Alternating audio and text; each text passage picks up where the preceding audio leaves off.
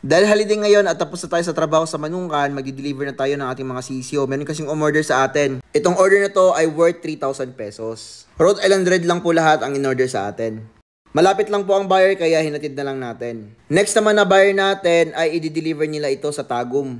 Yung binili nila assorted worth 2,400 pesos, GCash payment.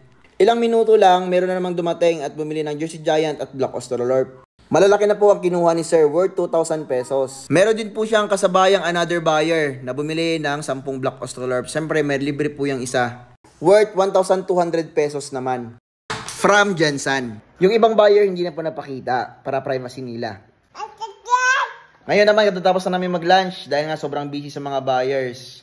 Sa lugar namin, marami nagmamanok dahil nga mura lang po yung patuka. Meron 25 pesos, 28 pesos, 29 pesos at 31 pesos.